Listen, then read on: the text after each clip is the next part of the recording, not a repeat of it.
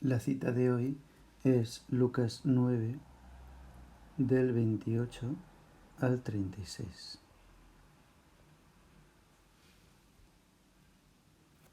Acordaos de poner la fecha y una vez hayamos acabado la lectura y el comentario, la frase más relevante que os haya llamado la atención o que os resulte más interesante de la cita de hoy. La transfiguración. Unos 8 días después de estas palabras, tomó a Pedro, a Juan y a Santiago y subió a lo alto del monte para orar. Y mientras oraba, el aspecto de su rostro cambió y sus vestidos brillaban de resplandor. De repente 2 hombres conversaban con él. Eran Moisés y Elías, que apareciendo con gloria, hablaban de su éxodo, que él iba a consumar en Jerusalén.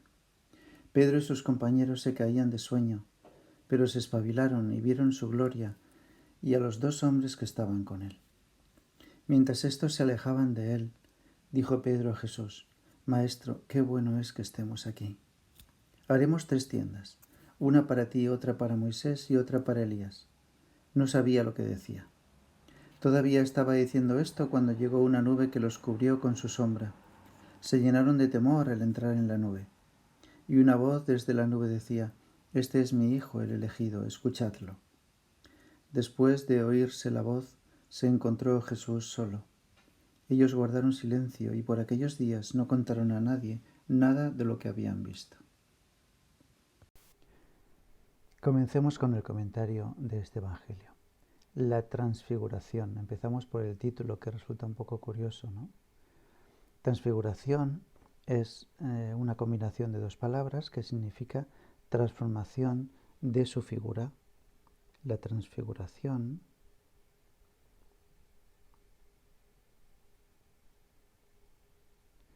es la transformación de su figura.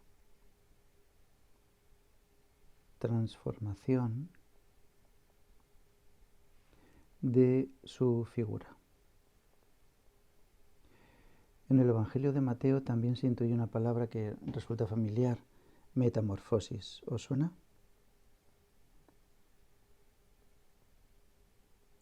Jesús aparece cambiado.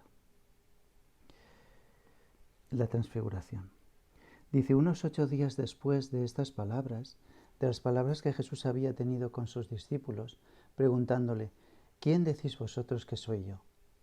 En la que Pedro había valientemente tomado la palabra diciendo: tú eres el Mesías, tú eres el Salvador, yo ya lo he descubierto en mi corazón, me dice que tú eres el Hijo de Dios. Una respuesta que todos hemos de descubrir en nuestra vida tarde o temprano. Y automáticamente Jesús los pone en su sitio y les dice: mirad, esto es lo que supone reconocerme a mí, supone dejar vuestros proyectos, tomar la cruz cada día y luego seguirme, ¿no? Después de esto, tiene un momento de intimidad con Pedro, con Juan y con Santiago, con los 3 discípulos a los que llevaba en sus momentos más íntimos. Recordad cuando la resurrección de la hija de Jairo, en la que no quiso entrar más que con Jairo, con su mujer, y con estos 3 discípulos, Pedro, Santiago y Juan. En lo que respecta al monte, porque dice que subió a lo alto del monte para orar, la verdad es que no refiere ninguno de los evangelistas qué monte es. La tradición de la Iglesia lo sitúa en el monte Tabor. El monte Tabor. De hecho, allí, en el monte Tabor, en lo alto del monte, es un monte curioso porque en mitad de una llanura enorme aparece este monte. En lo alto del monte hay una basílica preciosa que recuerda este hecho. Bien, pues Jesús los lleva a este monte con la intención de que estos discípulos más cercanos a él, los más íntimos, vivan una experiencia inolvidable y única, que reforzará su fe cuando vengan las dificultades que llegarán, en las que alguno de ellos caerá, pero las vivencias que han tenido con el Maestro, entre ellas esta de la transfiguración, les harán mantenerse firmes hasta que el Espíritu Santo les dé fuerzas para poder cumplir la misión hasta el final, ¿no? Hasta dar la vida por él. Y Jesús se puso a orar. aprovechó un momento de intimidad con el Padre. Dice, mientras oraba, el aspecto de su rostro cambió y sus vestidos brillaban de resplandor. No era uno de tantos días, ¿no?, en los que él había buscado la intimidad con el Padre. Hoy era distinto. Dice, de repente 2 hombres conversaban con él. Eran Moisés y Elías. Moisés y Elías.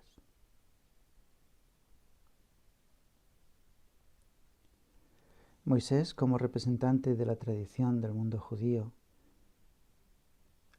espero tengamos ocasión de poder trabajarlo un poquito más al final de curso, pero ya sabéis que Moisés es el que hace posible que el pueblo de Israel salga de la esclavitud de Egipto, cruce el desierto durante 40 años y sea llevado a la tierra prometida.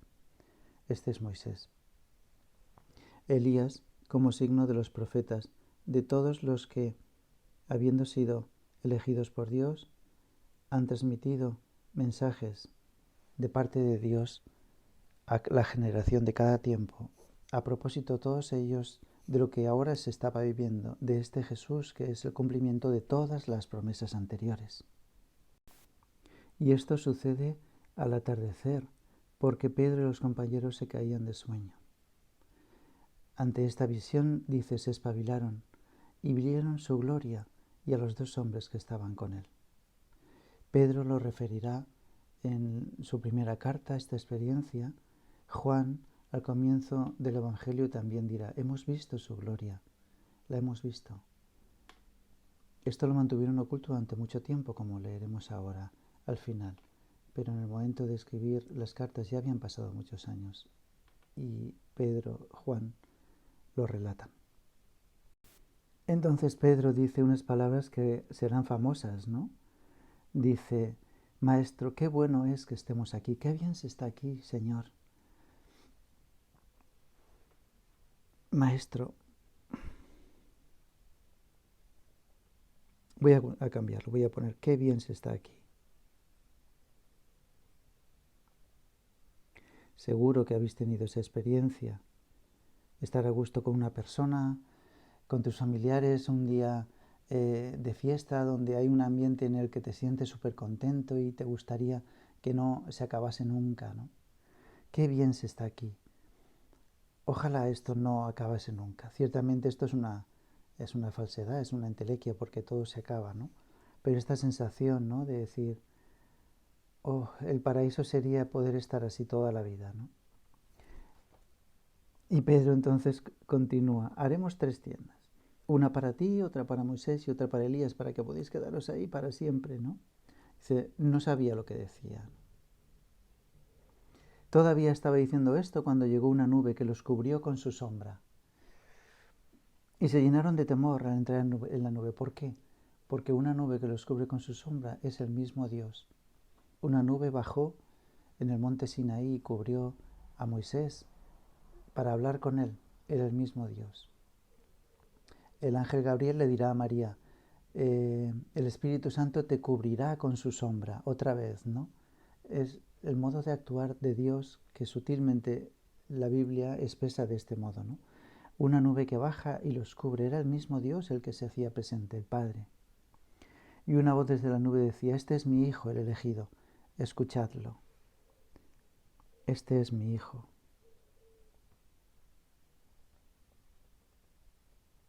El elegido. Escuchadle.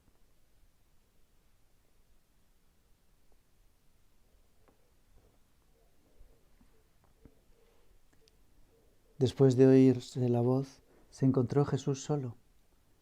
Y ellos guardaron silencio, y por aquellos días no contaron a nadie nada de lo que habían visto. Una experiencia que quedó en su corazón y que, como he dicho, les sirvió en los momentos de dificultad que llegaron. Hubo un momento de dificultad grande en el que estaban también los 3 discípulos con Jesús, que fue la noche en que lo iban a entregar en Getsemaní, cuando el rostro de Jesús se cambió, pero se cambió por el dolor. También hubo una transformación allí, por el sufrimiento que iba a vivir Jesús. En aquel momento les llegó la debilidad y dejaron al Maestro solo, pero durante un tiempo breve, porque pudieron volver de nuevo y mantenerse fiel al Maestro hasta el final.